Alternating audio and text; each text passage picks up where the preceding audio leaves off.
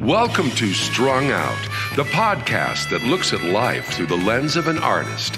Your host is the artist, writer, and musician, Martin Laurence McCormack. Now here's Marty. Hey, great to have you with us. We are at the Fulton Street Collective, and the gentleman sitting to my right is one of the reasons why we're here. Singer-songwriter and artistic entrepreneur, Joe Lanasa. And why don't we just cut to the chase and have you jump in with a song right now. What song are you going to play? All right, I'll play a song called Holy Secret. Holy Secret. Okay. May I stand up? You can stand up. All right, cool. In fact, that makes it easier for me, so stand up. Oh, I'm going to duck out of the way, actually.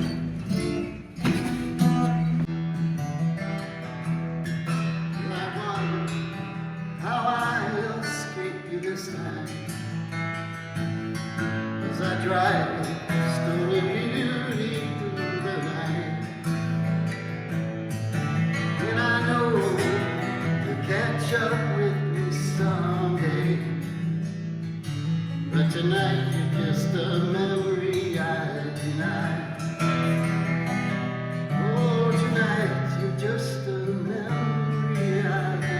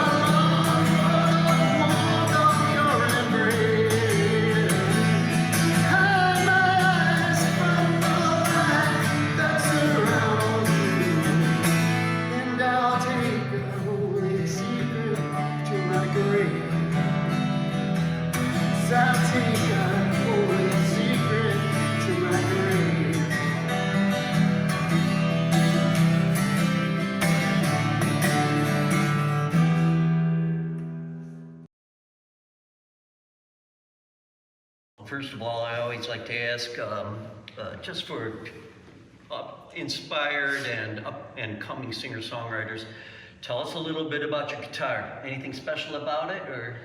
I love this guitar. This is kind of a new guitar. I have a bunch of guitars, but I primarily use one that I bought in 1993, and then I hadn't bought a new acoustic guitar like this since then, up until this year. So I just bought this maybe 6 months ago at the most, and now I'm playing with this one. It's a really nice. What is it? It's a Taylor guitar. Oh, a Taylor. Yeah, very nice. I've never seen such a dark-looking Taylor. I mean, that's kind of a neat finish. They've got some innovative designs lately. This is, I think, what is it called? They're Builders. Builders Edition. I don't know much else about it. Well, one of the things that's really cool about it, just observing it, is it's really it's user-friendly. I like the way that the wood is. Is that it's like some sort of resin back. I think it's all resin almost. I have no idea. Yeah. Really, I don't know much about Very the interesting. construction of guitars. I do know that this bevel makes it easy for me because I usually Right. have to wear a forearm thing so that it doesn't, because otherwise I get really rough and red there. I know that feeling. I have a cyst from playing the bass, but we don't have to go into that part right now. Where did you grow up? Tell us a little bit about yourself. I grew up in Chicago. I'm Chicago born and raised all my life. I travel a lot for work and for pleasure, but Chicago's my favorite big city. And I'm a true Chicago, and I love all the Chicago teams, sports teams, and the music scene. Right. And of course the art scene. Right. Did you grow up, let's get give me a side of town, give me a parish. I don't know if you're Catholic or not, but what parish are you I from? grew up in a Catholic family in St. William's Parish in Northwest Side. Northwest Side, okay. And then most of my adult life has been spent in the Wicker Park neighborhood, and kind of not far from the neighborhood we're in now. We're in the West Town area. And so I've been around here, basically Wicker Park, Ukrainian Village, West Town, West Loop area, my adult life. And I heard the references to Oak Park Avenue in that song that you just played, which is awesome. I love when people put a landmark in their music to tie it to a specific region, you know what I mean? Yeah. So, how did you know that you wanted to be a singer-songwriter? Tell us a little bit about that upbringing. Are you, was your family musical? Give us a little bit of that. I appreciate these questions, actually. You're making me think about this stuff.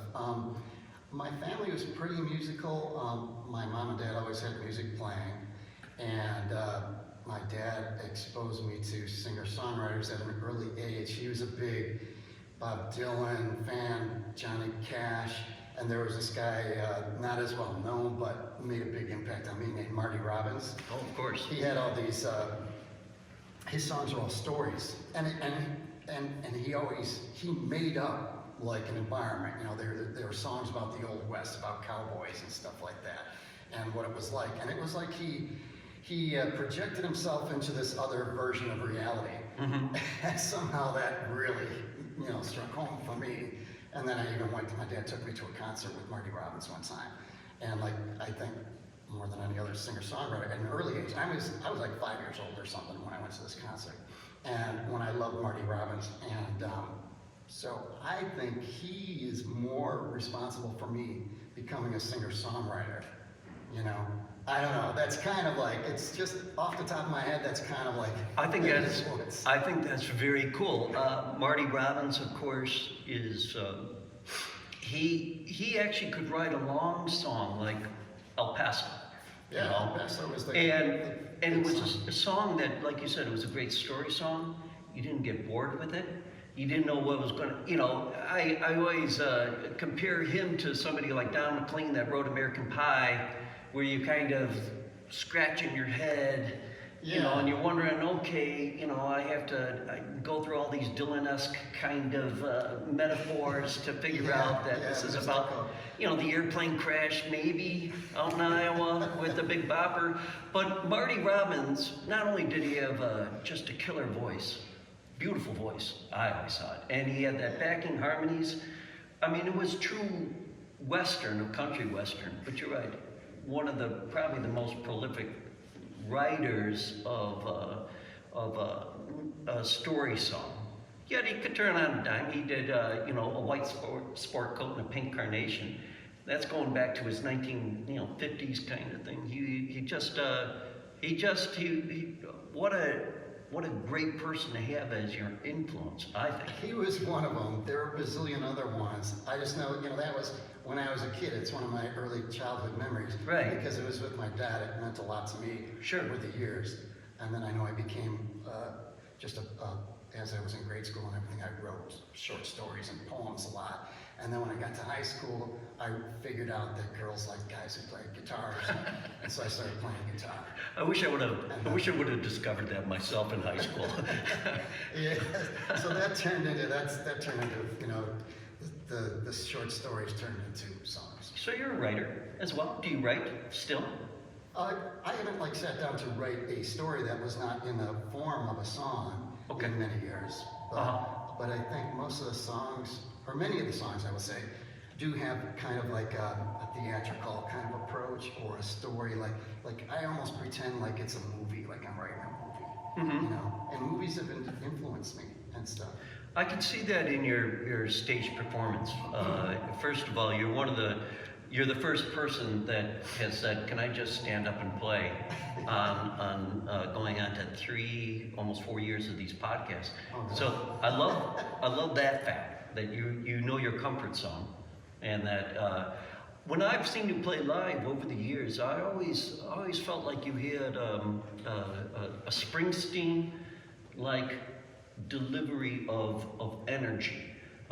You remind me quite a bit of some of my favorite artists that have come through Fitzgerald's over the years, like Joe Ely, for example. Joe Ely, yeah. And your stage presence. How did you develop that? Because when you're up there, you're not just standing there. You're moving. You're like, there's a lot of emotion that's coming through you physically. Was that a deliberate thing? Was that just the Lanasa inspiration? How did that come about? Because it's entertaining.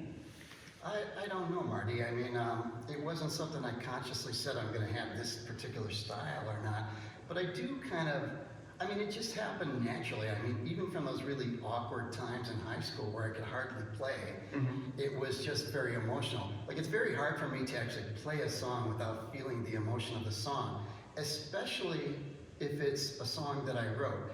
And most of the time, you've been to a lot of my shows, so you know that I use covers just sparingly, kind of like to cut, to involve the crowd because they like to hear that. But I mostly play original music. And so every song actually means something to me.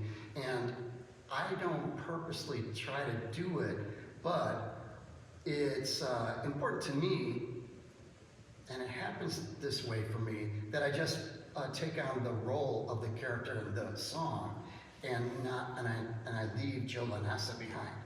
So I'm not Joe on stage, and that's not intentional. That's just the way it naturally happens. As I've reflected on it, though, and given it some conscious thought, I am proud of that. I do like that. I think that's what's natural for me, and that's what works. And my favorite thing besides writing the song is performing the song and becoming the character in the song. So I think that's just me. That's just the way to be. It's part of that. It's difficult to get up on stage.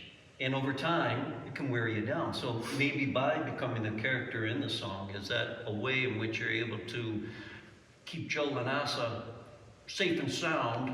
You take on this theater character, almost like with your songs, and is it protective in a way, or is it just something like it just came about?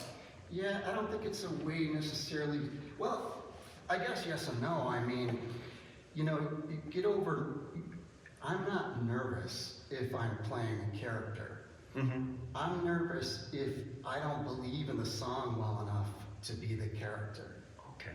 Yeah. Then I would be nervous. I remember early shows at Fitzgerald's and being nervous. And a lot of the folks at Fitzgerald's, many of whom taught me how to be a performer by setting a good example.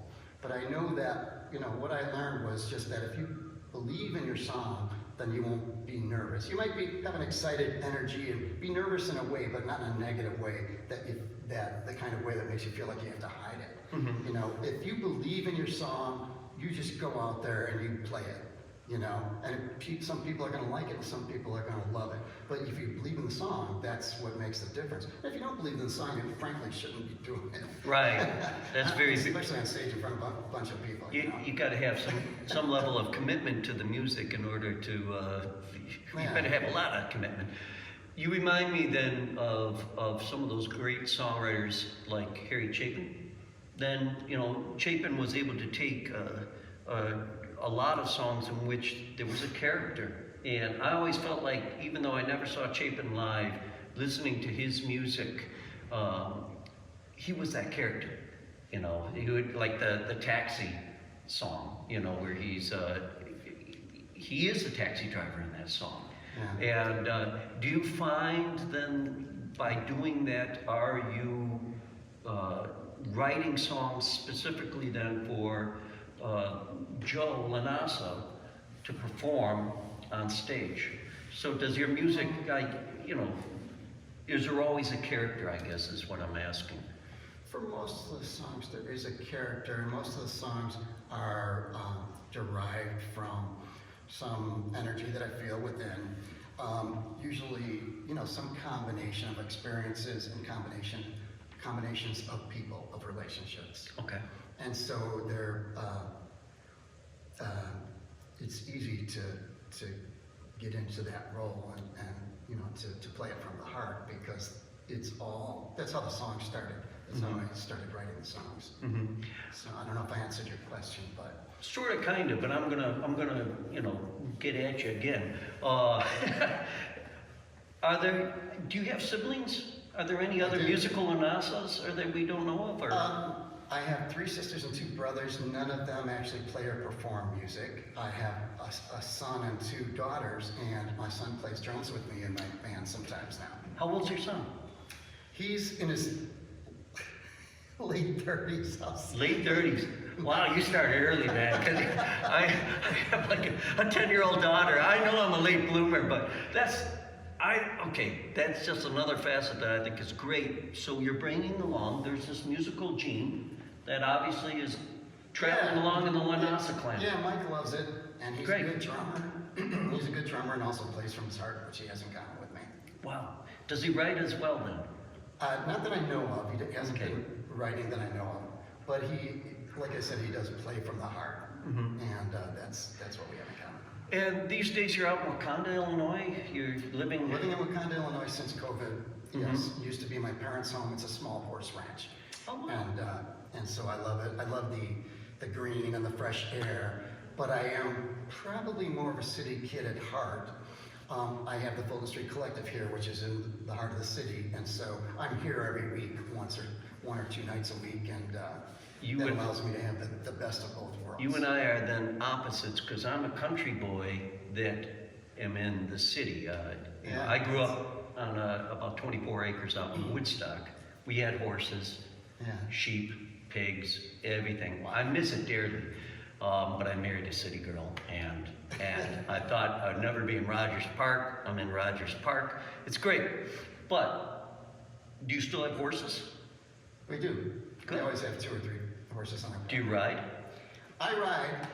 The 2 horses that I have right now on my property are not rideable. They're kind of in one state or another. One of them is a pony.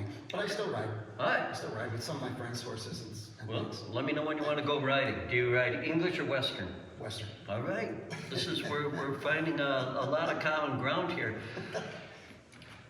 Think of another song that to play, and then we're going to take a little break as we talk with Joe Lanasa here on Strung Out.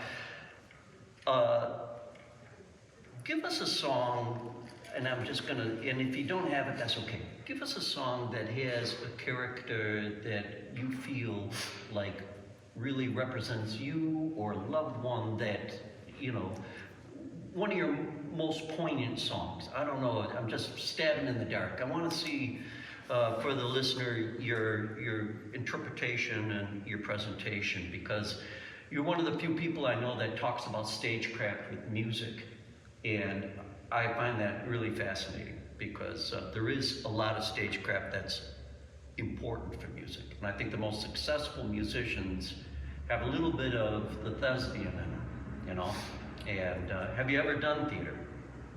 A little bit. I was Okay. not great at it. I was not good at it all. But I enjoyed it. Yeah. Okay. Yeah. Oh. I could never do in theater what I do in songs and music on stage for some reason. Right. I don't know why. But, you know, Yeah. yeah, music is fun. Well, what's the next song that you're going to give us?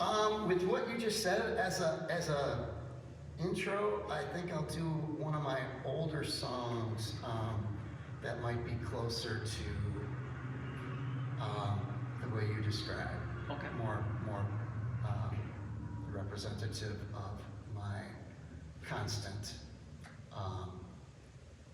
person, being, whatever.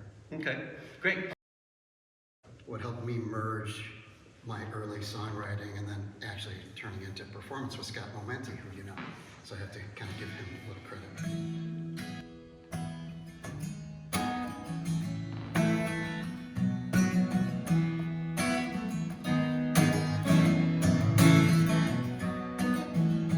Never have to climb a lonely ladder. Never have to walk alone a road. Never have to struggle through a lonely winter. Never have to do that thanks to you. When I was a kid, I had no idea. Just figured everything would go just right. Never had a fear, nervous hour, till Michael went back alone that Friday night. And she grew up that holiday weekend. Till then my life I'd kept in place. It took 3 years of getting wasted to wipe the guilty look from off my face. I remember people saying, those two are surely cursed. I remember saying, where'd everybody go? And I looked at you and didn't care.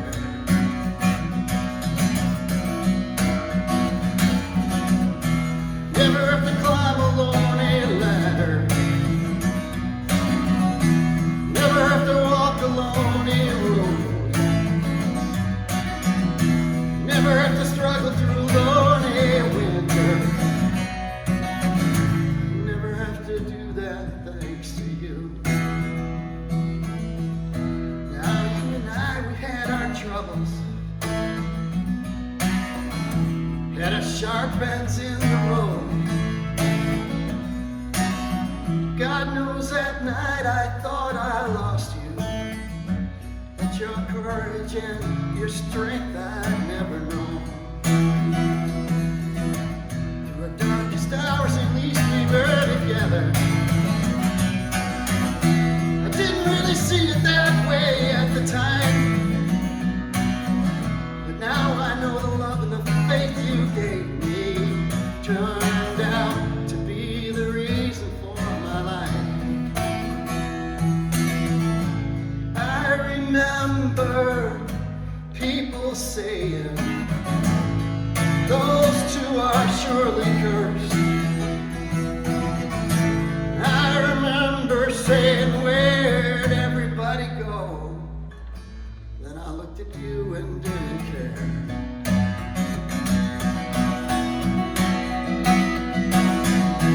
Never have to climb a lonely ladder. Never have to walk a lonely road. Never have to struggle through a lonely winter. Never have to do that. I never have to do that. I never have to do that thanks to you.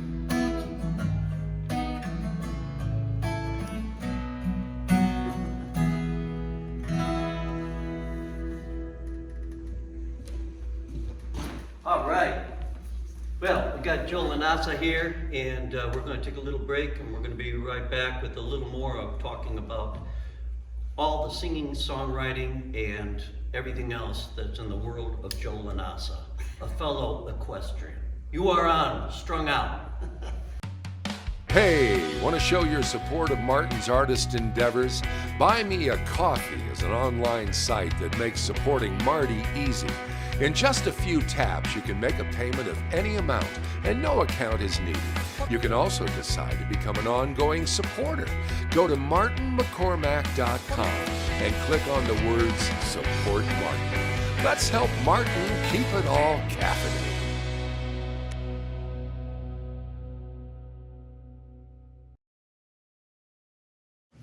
Hey, we're back with Joe Lanasa, and that last song is called Because of You, right? Thanks to you. Thanks to you. God, okay, well, 3 tries and I didn't get it right. Thanks to you. The tribute to Scott Momenthy is great because I think Scott Momenthy is one of these Chicago singer-songwriters, even though he's not living here anymore, that I think is a treasure. And if there was a Chicago singer-songwriter Hall of Fame, Momenthy would have his own room with a David-like, statue of him clutching a guitar. I hope you're listening to this, Scott. You probably laugh at that. That's funny. But his songwriting out of one of the things that I think he taught a lot of people, myself included, was the art of a confessional song that isn't too confessional. And I thought that's kind of what I hear in that song, Thanks to You, because obviously there's something there that went on, and it's very powerful. But it's the kind of song that, like Momenthy's Glorious Love, that somebody can take and make their own and graft their own emotional angst on top of it. Everyone has those kinds of experiences and those kinds of feelings. Right. And so is that safe for me to say that you studied a little bit of Momenthy, or when you came to songwriting, or? Well, I mean, I chose that because I thought you would be able to relate to it, because he used to do this thing where he basically taught a generation of singer-songwriters, because he had this, I mean, they call it an open mic, but it was almost like a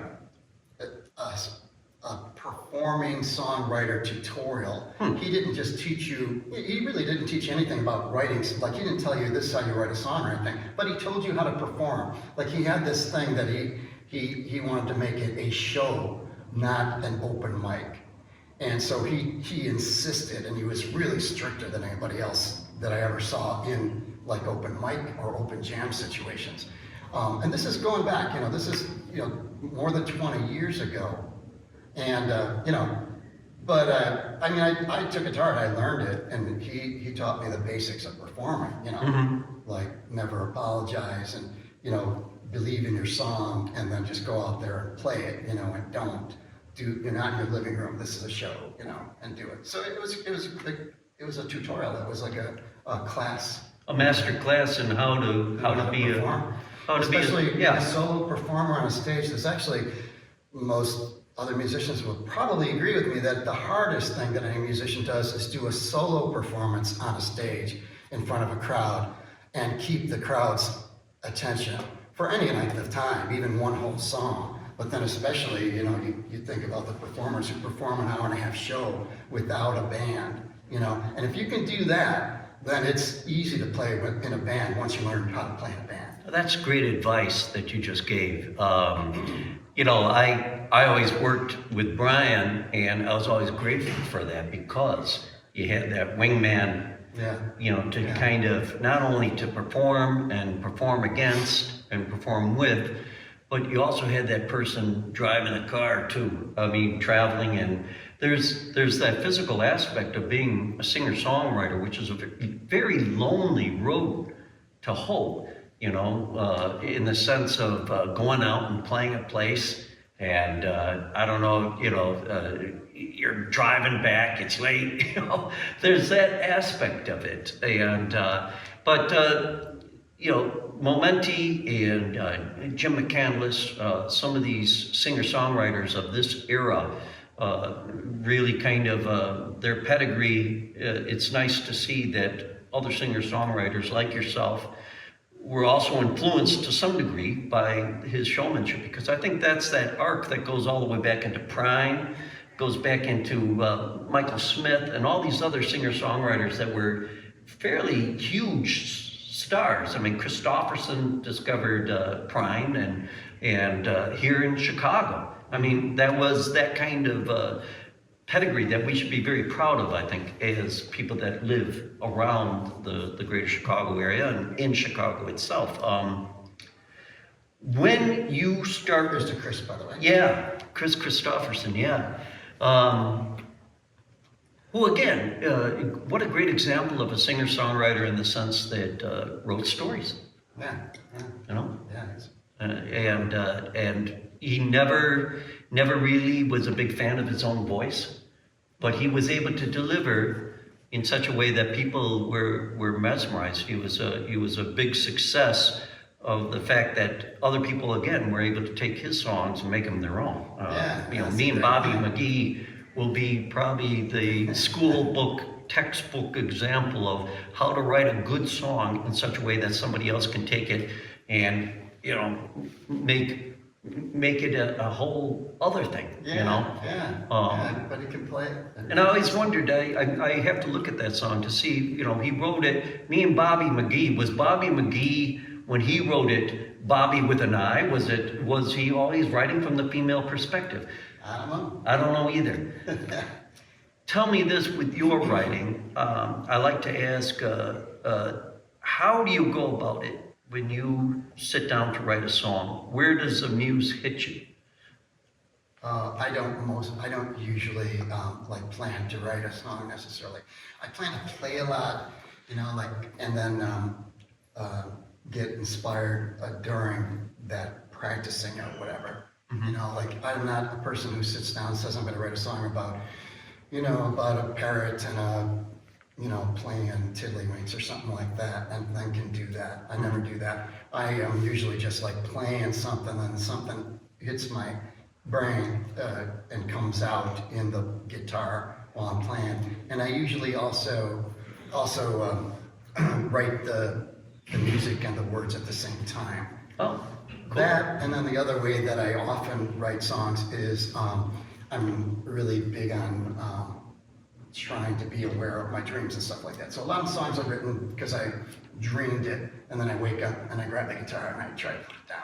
Oh, how interesting. So you'll have a dream in which something happened and you're like, yeah, I gotta write this down. And then I'll wake up and I'll write it down. I used to, I journal a lot at night, and sometimes first thing in the morning, and I'll try to write down what I remember from my dream if it, for some reason, struck me. And sometimes it strikes me as a song. And wow. So I'll write the song. Wow, how so cool. I'll write down the song. When you dream these things, do you get the music as well? Is it that sort of thing, or is it more like, hey, I guess so. Yeah. Kind of. Wow. I don't really know. That part is a little bit below my level of consciousness, I guess. Mm-hmm. But it does come out together. I don't usually, thinking about it, sometimes I just write down the words, but I pretty much feel like I always have the music at the same time. Most often, as soon as I realize it's a song, I'll start writing in my journal. And then as soon as I start to realize that this is a song that I'm writing down, then I pick up my guitar, and then usually I'll know exactly what to play, or okay. very soon, within 5 minutes, know what to play, and then play the song. And then from there on, it's usually writing the lyrics at the same time as the guitar. Wow. And a lot of times it'll just be pieces. Very often, it'll just be pieces of the song. And then I'll assemble them at some later date. Okay. I always like to ask singer-songwriters, do you then, if you have these various pieces, are you putting them down on your phone? Are you recording them? Are you writing them into a notebook, like you said, maybe journaling? Yeah. As I was a kid, I always just wrote it down. Uh-huh. I always had notebooks, so I had millions of notebooks, and I would always write everything down. And I still, to this day, handwrite the songs. Yeah. I never, type into a computer the songs until they're kind of done, and then I'm typing on for different purposes, to share with other people. but I always write. Is that you showing your age, or is that you, or is there a magic involved with the handwriting? This is a serious question. I believe that's a magic with the handwriting. I believe that when you, and not just applying to songwriting, but I think that when you write down something, pencil to paper, or the modern equivalent, which I use now, which is, writing on a pad, on an iPad, but I'm handwriting the words. Okay. And I think there's a difference in cognitive ability when you do that. Like, it makes me able to remember the songs. It makes me sure of, was that really what I meant to say, kind of. And there's no way that I would be able to do that with typing, with typing into a computer. Do you have a singer-songwriter's junkyard or collection sitting out there in the ether of like little ideas that every so often Joe goes out there and says, hey, I need a part, let me look under the hood of this one? Yeah, I do. Okay. I always have a bunch of pieces that are not songs yet. That's very often a part of the songwriting experience. Okay. I will have some kind of spiritual or whatever moment where I'm actually, as I described, playing and singing at the same time.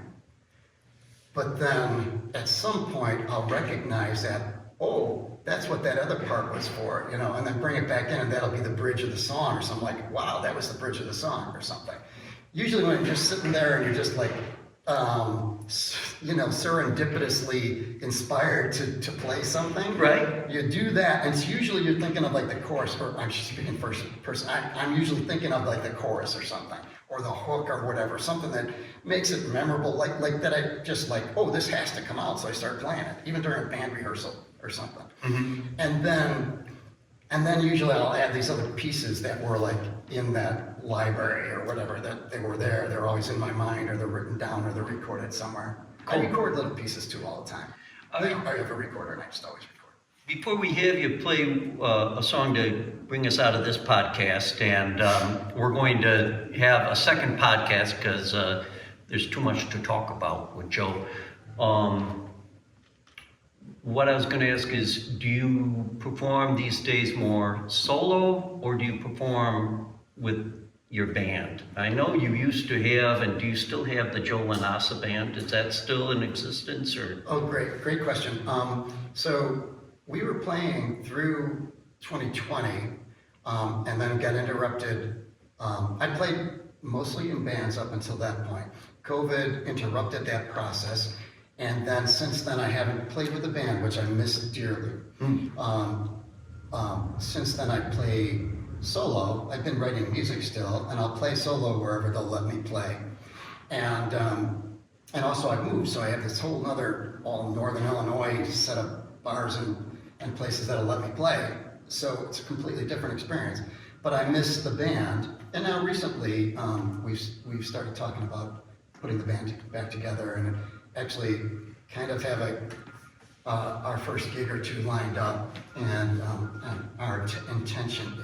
my intention is to put together a band and play.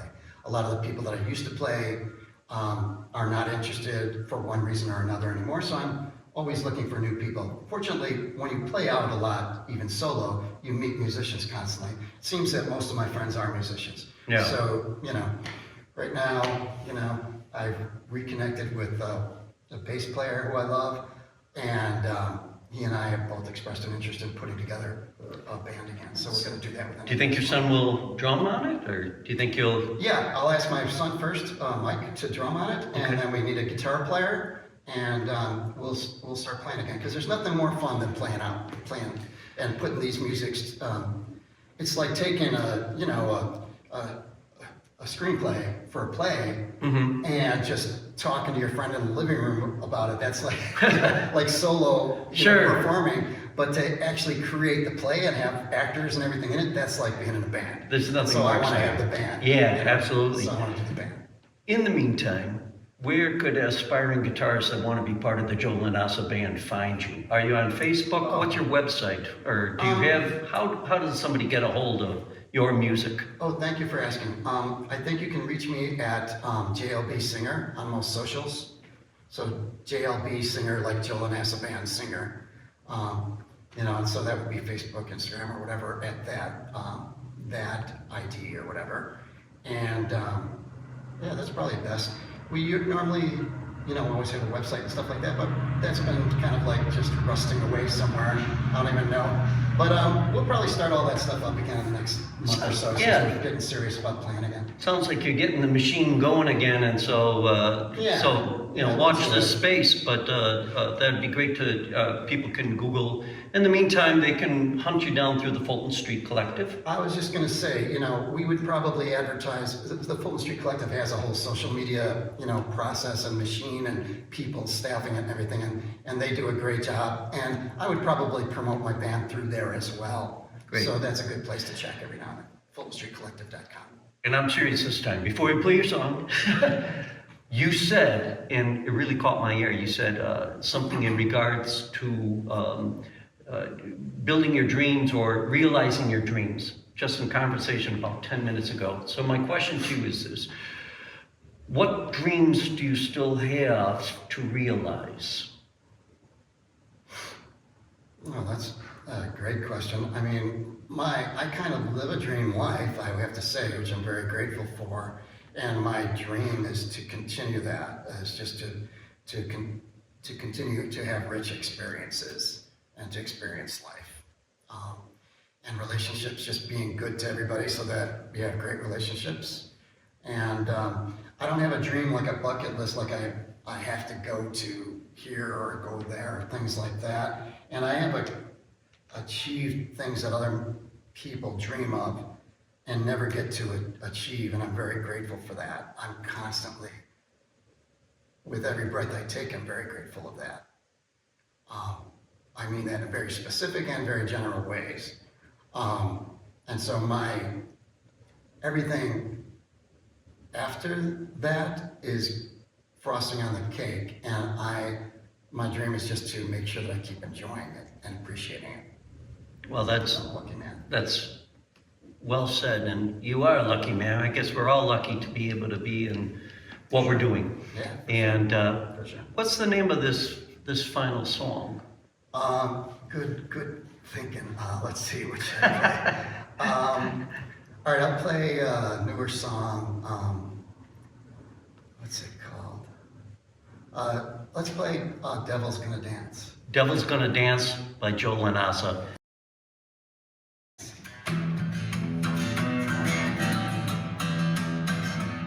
Well, I've seen that look 100 times before, but I've never seen a girl like you before.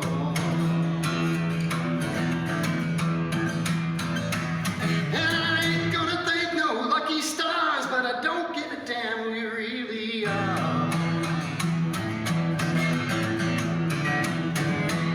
And I can hear you purr when I grab your hips, and I know what's next when you bite your lip.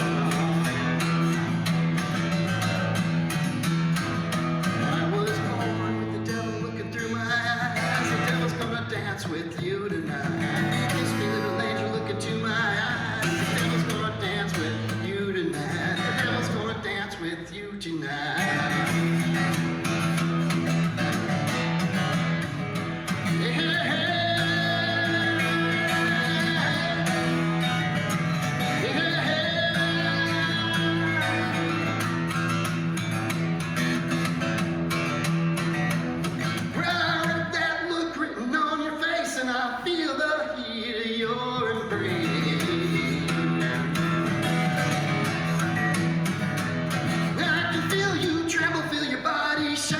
Tell you're hungry by the way you take. So I spin you around, look you in the eye. You know you're coming home with me tonight. I was born with the devil looking through my eyes. The devil's gonna dance with you tonight. Kiss me, little angel, look into my eyes. The devil's gonna dance with you tonight. Dance with you tonight.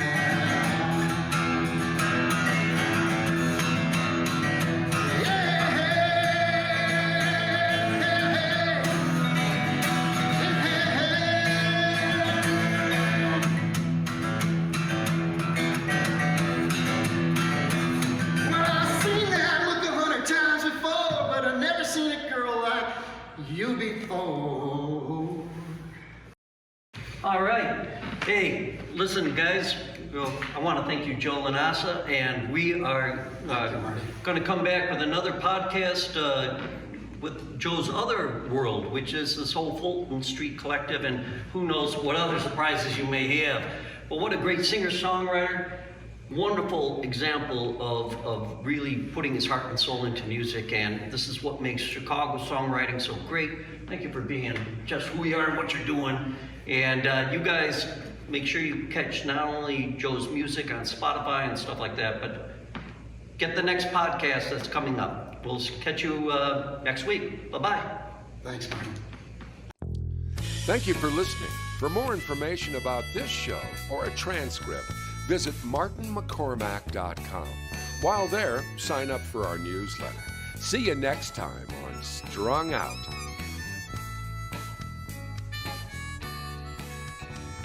It's all so wrong, this pain we feel makes no sense at all. A swan song was a part of the deal, was no curtain call. Given no choice, given no step.